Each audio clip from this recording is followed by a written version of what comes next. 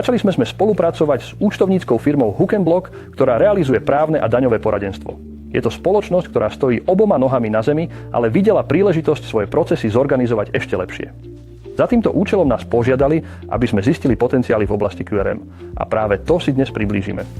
Vďaka tejto spolupráci je spoločnosť Hook & Block prvou na svete, ktorá začala s QRM, pričom sa zamerala na skrátenie času realizácie a zapojenie ľudí do procesu.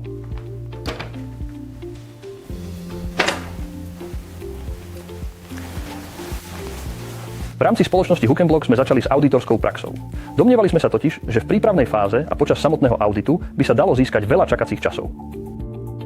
Nový spôsob práce sa mi veľmi páči. Myslím, že aj ostatným na oddelení. Všetci sme si trochu viac uvedomili, ako pracujeme, ale hlavne ako môžeme pracovať ešte lepšie. Teraz fungujeme tímovejšie. Predtým sme boli väčší individualisti a teraz si viac uvedomujeme, že ako jeden tím máme jeden spoločný cieľ a tiež, že každý z nás má svoju konkrétnu úlohu. Výsledky po roku sú veľmi pozitívne. Pri väčšine úloh sme dosiahli skrátenie času realizácie minimálne o 30%. Ale čo je možno najdôležitejšie, na zadaniach vytvárame väčšiu maržu. To znamená, že rovnaké zadanie dokážeme dokončiť za kratší čas a vo vyššej kvalite.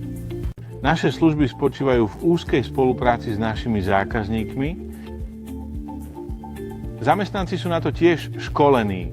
Nehovoria zákazníkovi nie a chceme, aby boli ambiciózni. Čo sme však chceli dosiahnuť, je, aby si zamestnanec vybral projekt, dokončil ho a až následne prejde na ďalší. Preto sme si vybrali QRM. Vidíme, že kolegovia vykonávajú svoju prácu s väčšou radosťou, väčším pokojom a spokojnosťou. Na začiatku sú očakávania jasnejšie. Klienti mi skutočne dávajú spätnú väzbu, že sa im páči, že zadania majú kratší čas realizácie. Naše úlohy majú určitú naliehavosť, takže z pohľadu zákazníka je tiež príjemné, ak zareagujeme rýchlo. Najdôležitejšie v tomto systéme je, že neustále zlepšujeme procesy, spoluprácu a vedenie projektov. QRM však určite funguje aj v oblasti účtovníctva.